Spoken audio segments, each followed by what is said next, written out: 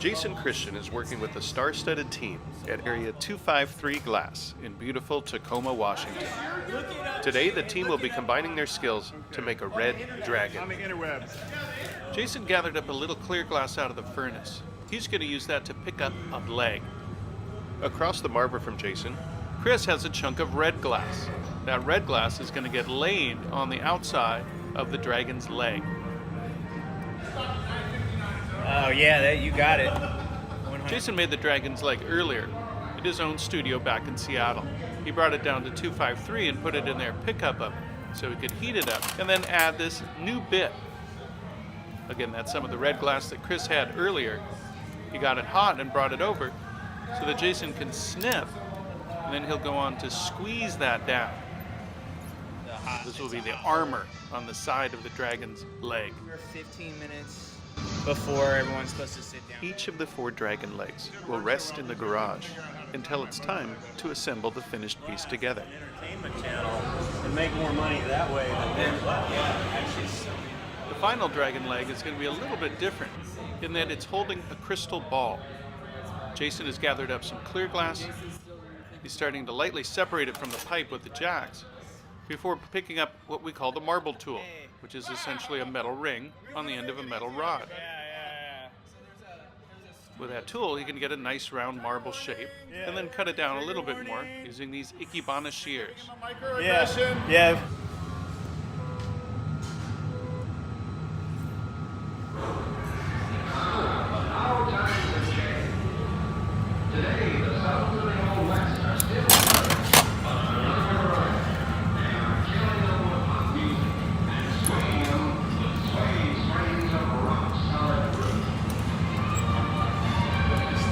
Now it's time to add that crystal ball into the dragon's claw.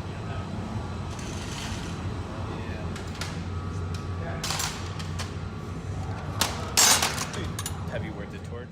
Chris gave the ball a little heat. Jason's going to cool the neckline down with his shears. And then he'll break off the ball into these special ring tweezers.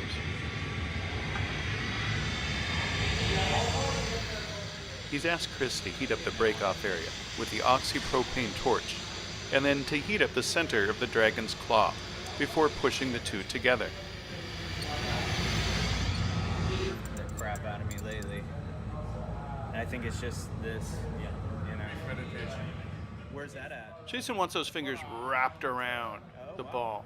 So in there. He'll go so far as to grab each individual end after heating it, pulling it out till it gets very thin, snipping or breaking that off to a point, and repeating that process, grabbing the glass, stretching it out into a long point, and then snipping it off. No, yeah, how could you know?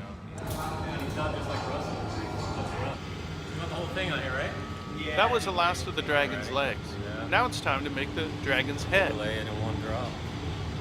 Chris has some of that red glass. He's brought it over to Randy, who has a clear bubble on the end of a hollow blowpipe.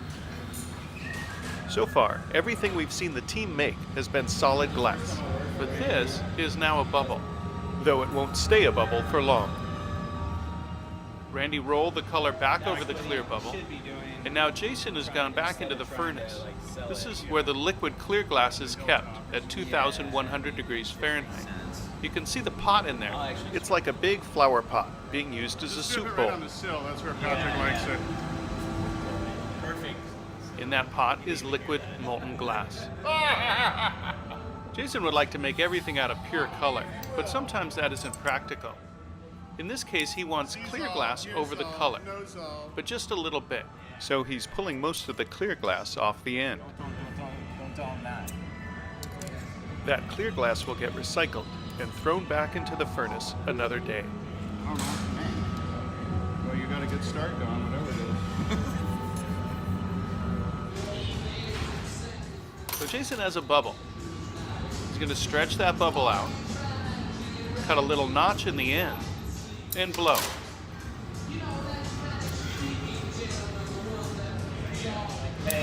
He's working on making a hollow tube. And then he'll make that tube into what we call a snorkel. Why so droopy? After opening up the end, Jason has started to bend the tube to an angle. That's definitely how I like to think of you. See, I didn't even have to say anything. Instead of turning while he gathers, he'll put that snorkel down and make a seal with the liquid glass on the surface of the furnace. People always ask me when you die if you breathe in. Only when you inhale lungs full of hot glass. He's inhaling, literally sucking the molten glass up into the tube, just like a straw. Can't really turn the glass around too much, but he's letting it drip off so he doesn't trail any glass on the sill of the furnace. He's rolling around on the steel table. Cannoli, dude, I love it. You can see that opening in the end, filled with clear glass. Patrick, moment. Do you have a? He doesn't want an opening. He wants the color to wrap all the way around. So he's gone with his jacks. He's starting to squeeze the glass down, drawing the color from the sides into the center. He'll go in with his diamond shears and cut that extra glass off. It's still very hot, as we can watch it sink and melt in real time.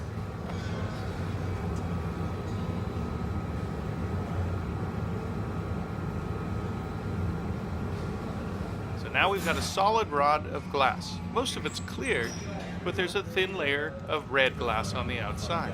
Yeah, he is a strange cat. Yeah. It's time to shape the dragon's head. Jason's using the jacks to press 3 indentations into the circumference of the glass.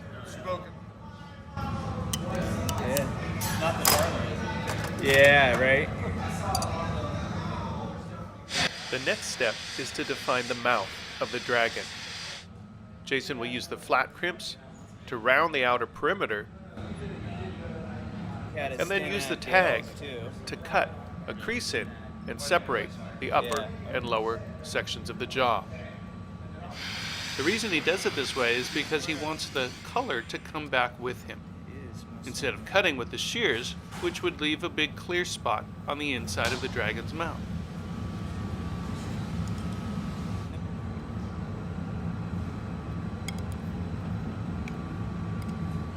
Grego and Dash T-Man on fire, so yeah.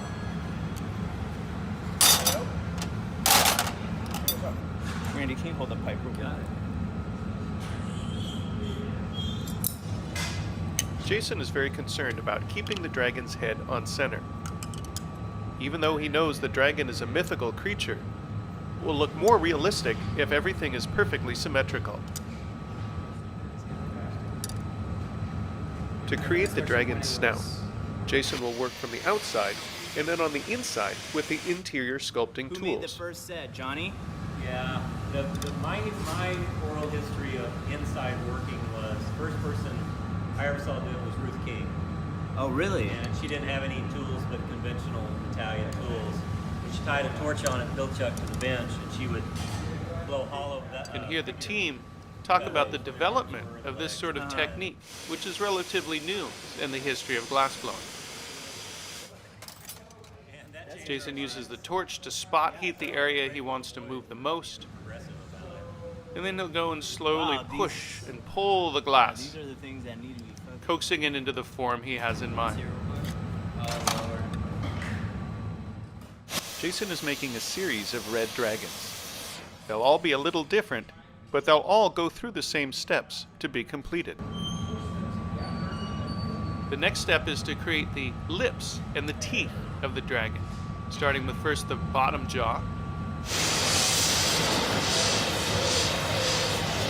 and then repeating the process on the top, heating, and then going in with the knife to cut a crease in the glass. I don't The know if I'd inside mess will with be the that. teeth. They're all made in China. The outside will be the lips. Change price of toothbrush real quick. Some raging furnace, you know, like. Once the teeth are in place, the next step is to pull back the crease of the jaw and make sure everything is on center. Hey, looking back there.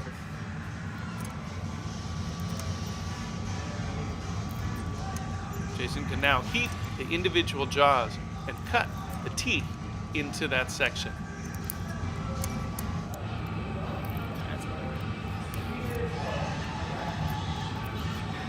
A little longer, but. Again, Jason will repeat that on both the lower and then the upper jaw. It's a really nice one because it's kind of deep too. I think it's like Been up there, and he's like, "Oh, you guys should come to the studio. You know, like check the studio out. A little longer flat." And the police are gone now. So. Yeah.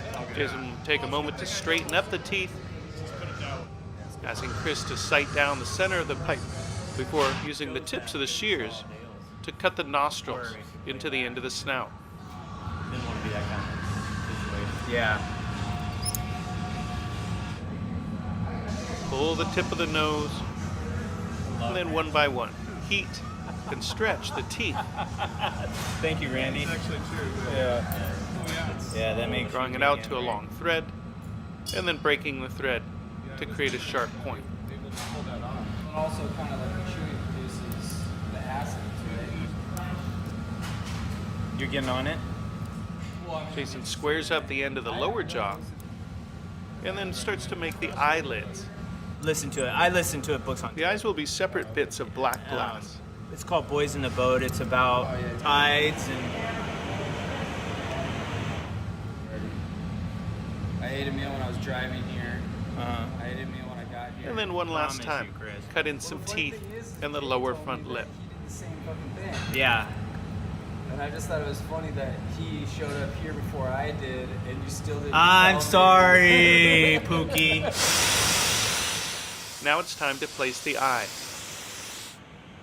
It'll start like the snout, pushing in the ball to create the eye socket. Again, making sure that these holes are symmetrical and even. The eyes themselves are black glass.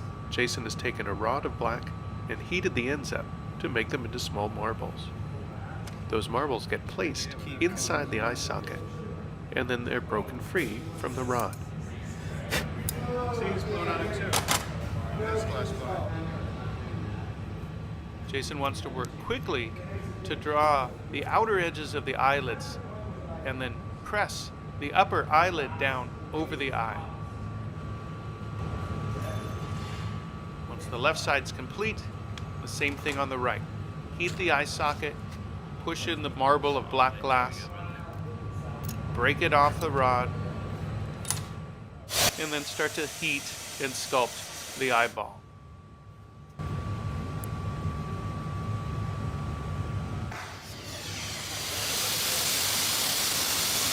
This, if you wouldn't mind.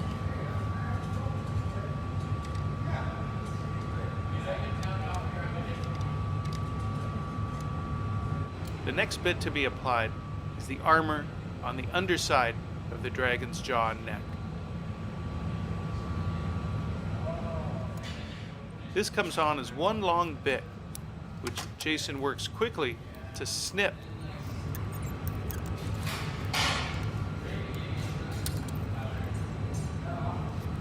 Have you ever seen those dragons? Yeah, I love their piece in the auction. Have you ever seen her make one of those? With the lower armor in place, now the upper fangs can be applied. It's that same rod of red glass, this time simply poked in and stretched to be made into a point. Jason starts by heating the end of the rod where he wants it to attach to the mouth. Then he heats up a little higher, causing the glass to melt, where he can then stretch it and break it off into nothing. Later, obviously. And I remember the first time I got my opportunity to work with Pino. It's really amazing. Once the front of the dragon's face is pretty complete, it's time to break it off and work on the back of the dragon's head. To do that, a new rod was made, the punty. This will be the new handle for the piece. Not sleeping in Quantico at the Holiday Inn. Jason will go in and expand that massive glass. He'll then snip on the top and the bottom to create two sides. Right. We got some galbosis here. Like a hard place. Working with the flat crimps, he can begin to squeeze those two sides and flare them out into the armor on either side of the dragon's head.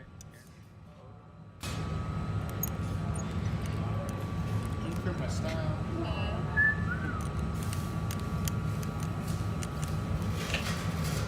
And then go up and down. Another Randy Walker, he's got a whole bunch of fellows. Oh shit! The flaps are heated up and then snipped into the individual sections of armor plating. I wanted to know if I was that guy, so I forgot about it. But now every time I go into Canada, they pull me in. Oh really? I've got my passport, I've got my ID, and I've got a social security number. Crazy. Dope Bay. Yeah, Dope Bay is the one. To be honest, it was okay. If you play golf. The glass needs to be at least 1,000 degrees Fahrenheit to move. I do black light, pump light. In order to cut it, it needs to be much, much hotter than that. They got 3 other Arnold Bomber courses. Jason wants to take a moment and prepare the area on the back of the head that will attach to the dragon's neck.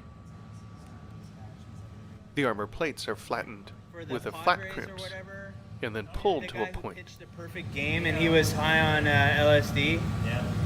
Joe Rosano's credit card. That we'll put it on that. Yeah, that's true.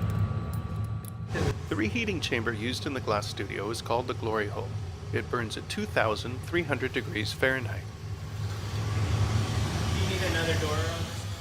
Chris just gave the dragon's head a flash in preparation for attaching the whisker to the side of the dragon's face. The whisker starts as a straight red glass rod, and then Jason continues to heat and shape it and attach it to the side of the dragon's head. It's challenging enough to do this on the first side, but far more challenging is to do the same thing on the other side, making a perfect mirror image from the first. Jason wants to make sure that those whiskers are firmly attached to the side of the dragon's head so that they don't pop off later on. Man, I wish Lemmy were still alive because I could see this as a Motorhead album cover. Once he's content that both the whiskers are symmetrical and even, the next step will be to attach the ears to the top of the dragon's head.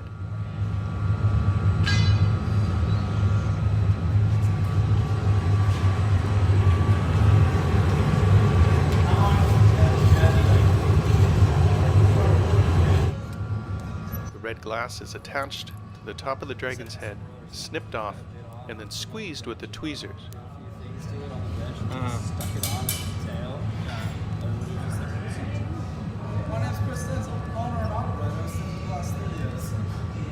Not only am I a member, Like the dragon's armor, I'm a member. those ears are then pulled to points, Yeah, broken, exactly. to create a sharp edge. And so I got the lucky number of her pool, and like, she asked her, okay, There's more work to do on the dragon's head, but for now, it will rest in the garage, staying warm at about 1,000 degrees Fahrenheit.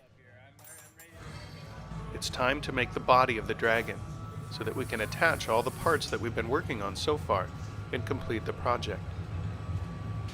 The body of the dragon will be a much larger mess than we've seen the team work with so far. Jason has started by gathering up a bubble of clear glass. And now he's laying out red glass rods called cane. That cane was pulled earlier just for this project. Red glass coating clear glass in the middle.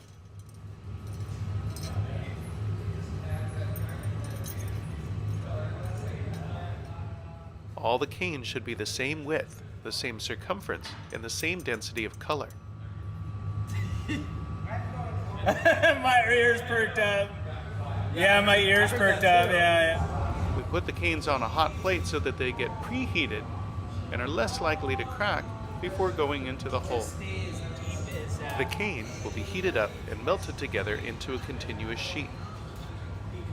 That sheet then will be rolled up on the outside of Jason's bubble. You can see the edges of the cane got warm in the glory hole. Chris will lightly squeeze the canes together. And right behind him, Jason comes with that gather of fresh hot glass. The canes get rolled up like a tractor tread on the outside of the bubble. Jason will then spend a few minutes pushing that cane down into the surface of the bubble. Normally he's very concerned about where the two sides of the cane meet up. For this project though, he wants a gap in the middle. Randy has picked up some of the same red glass they've been using all day and covered it with a layer of fresh glass from the furnace. That blob then gets laid down over the seam of the cane. No more here? Thank you, Randy. This new mass will be the breastplate for the dragon's armor and define the belly of the beast. Now it's time to start to elongate the dragon's body. Jason begins by narrowing the mass just beyond that section of breastplate. He'll then begin the process of grabbing the glass with the diamond shears and stretching it to its full length.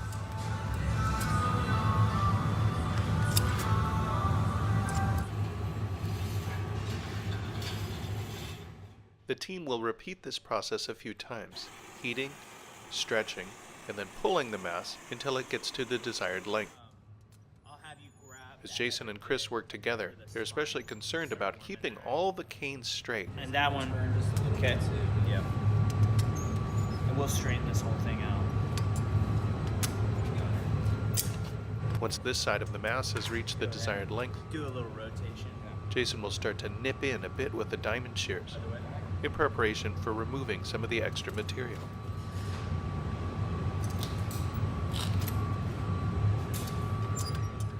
This glass will stop moving at about 950 degrees Fahrenheit. Even though the outside may be cool to the touch, the inside is still quite warm and resists breaking. Is this gooey? The team will take a moment to center the glass in preparation for applying the roller wrap. So it roller wraps a little easier. This roller wrap will be a mass of clear glass, freshly gathered from the furnace and marvered to a point. The pipe holding the dragon's body is placed into offset rollers, while the mass of clear glass is placed on a stationary yoke. When Chris spins the pipe, it turns like a screw, and that thread of clear glass gets stuck to the outside of the body. This will be the armor around the dragon's body. Randy is using the torch to make sure that thin thread of glass doesn't cool down too quickly and pop off. And we got to make sure that we keep the chest straight, you know what I mean? From here, the team can start to draw out the curves of the dragon's body and tail. Alrighty. Head down and then flip towards me. Is that looking pretty straight, Patrick? Yeah, man. Watch the Jason wants a long, fluid, graceful curve, so he'll take his time and work each section individually.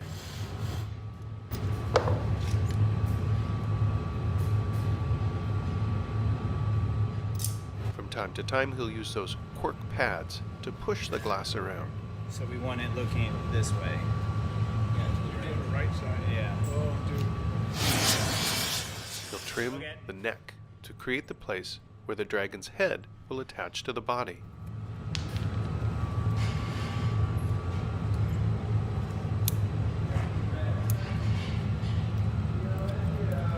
Okay, that's looking good.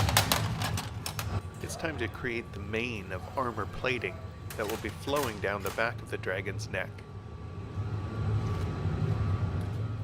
Randy brings a bit of hot red glass that Jason lays on in one fell swoop. Let's save that, Randy. Okay.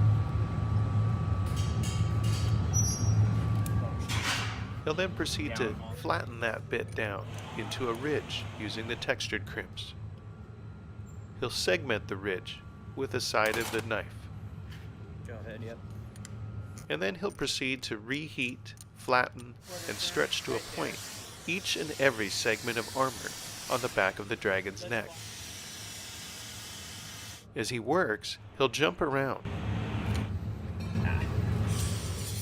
He works this way so that each of the dragon's armor points has a chance to cool down and not to pull around while the other one is created. It's time to begin work on the dragon's tail. In order to access the tail, we need to break it off the blowpipe. And in order to do that, we need a new way to hold on to the dragon. Randy is making that now, a new punty. This one will support the weight of the dragon's body, and its legs, and its head. So it's got to be a pretty good-sized piece of glass. Randy is rolling it into a dome, and Jason will apply it right into the center of the dragon's chest.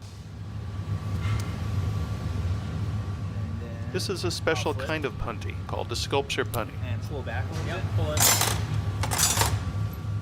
Saw Randy push the punty onto the piece and then pull back so that Jason could cut a small notch. With a little water and a tap, the dragon's body is broken free.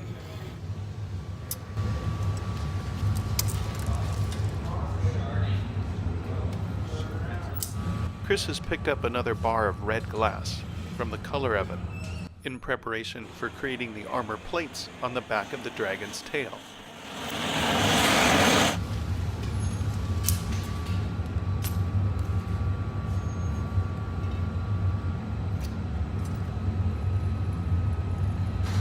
I'm gonna do that one more.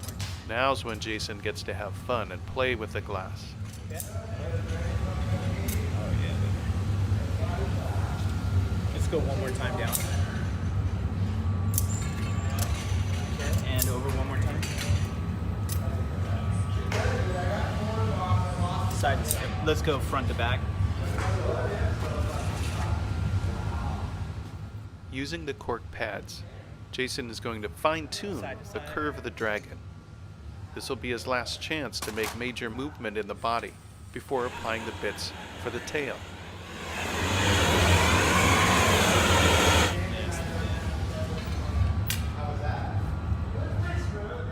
There are few things more exciting than laying down a half a bar of beautiful red glass in one fell swoop.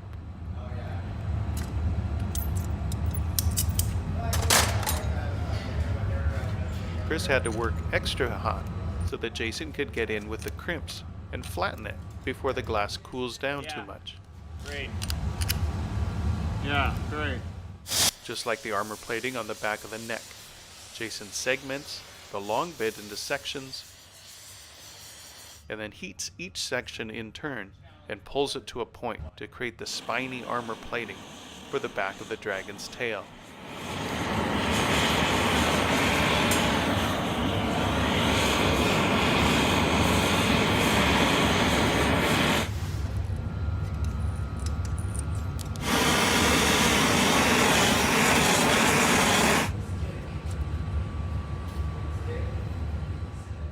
The very tip of the dragon's tail will get two final bits, which will be cut and pulled into a flaming point.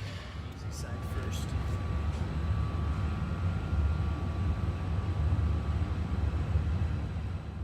Jason has to work quickly to slice the bit into separate sections before it's too cool to move.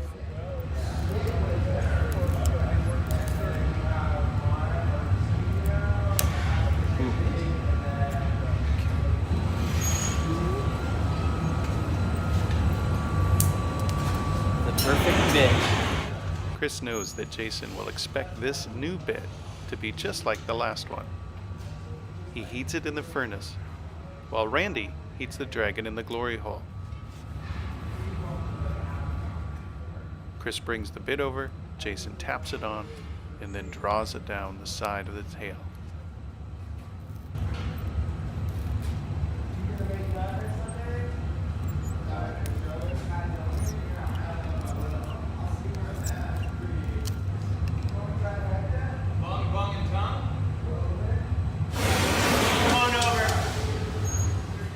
It's taken over 4 hours for the team to create all the parts of the dragon: the legs, the head, and the body and tail. It'll take less than 1 hour to assemble the final dragon together. Jason begins by heating a section of the body where the first leg will be attached.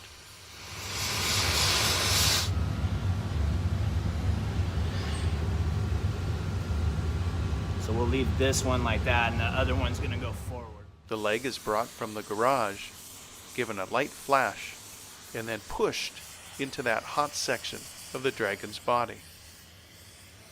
Jason will jump from the back left leg to the front right leg, and you can see how the canes get pushed out of the way as the dragon leg is pushed into the body.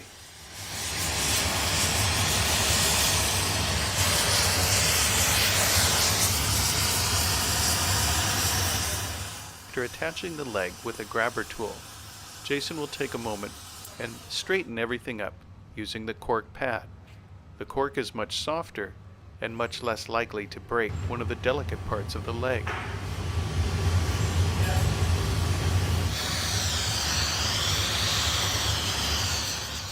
The fourth and final leg is the one holding the crystal ball.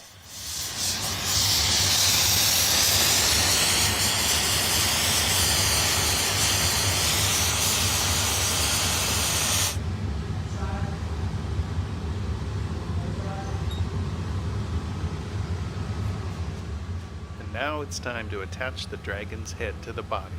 And I know it'll find its way back to center.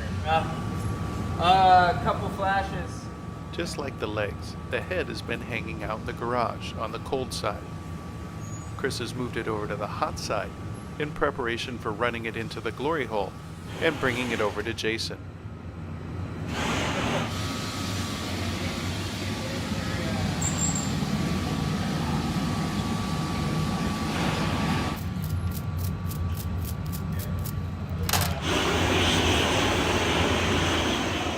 Timing is everything as the team prepares to attach the head to the body. And open again.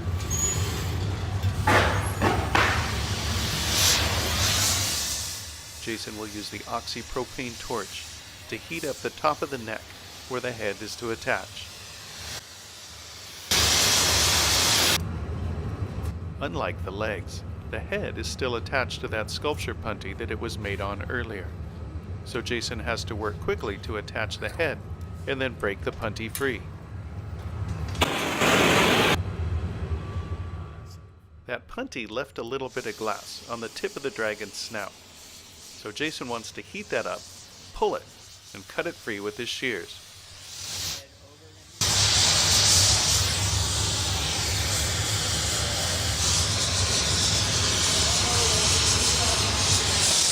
Jason thought he was just about done, but he forgot to attach the horns to the top of the dragon's head.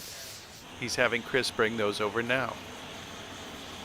Like the claws, the horns were made earlier back in Jason's studio in Seattle. He brought them with him, put them in the oven, and warmed them up so that he can attach the horns once all the larger pieces are already on the dragon. I'll come around this way. Yeah. Actually, I take that back. You see how Chris hangs out under Jason with that paddle. If that small bit should drop, Chris could catch it. That's it. With the last piece in place, Jason will take a moment to fine-tune and straighten all the different parts of the dragon.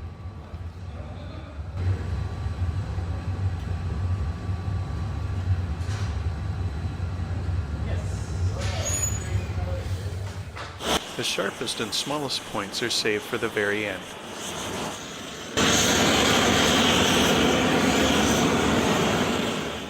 You see Jason use his finger to flick off the very tip of the dragon's tail.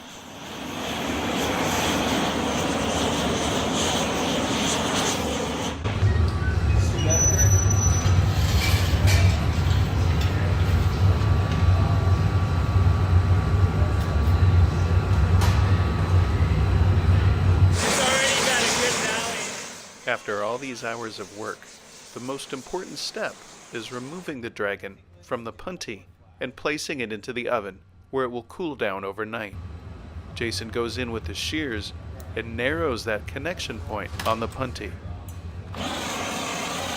Randy takes the final flash. You need the head up and down, right? Yeah. Alrighty.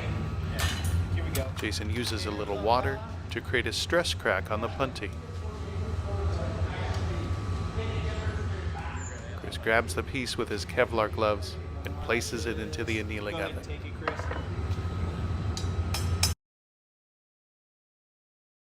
After cooling down a couple days in the annealing oven, this dragon was cold worked to clean up the area where it broke off the puntee. Jason had a talented metalsmith create a stand to display the finished piece.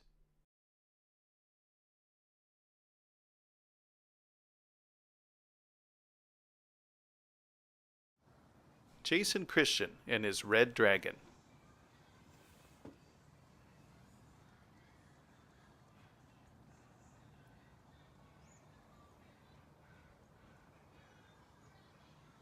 Pretty sweet, dude. I'm Greg Owen, G-Man on Fire. Thanks for watching.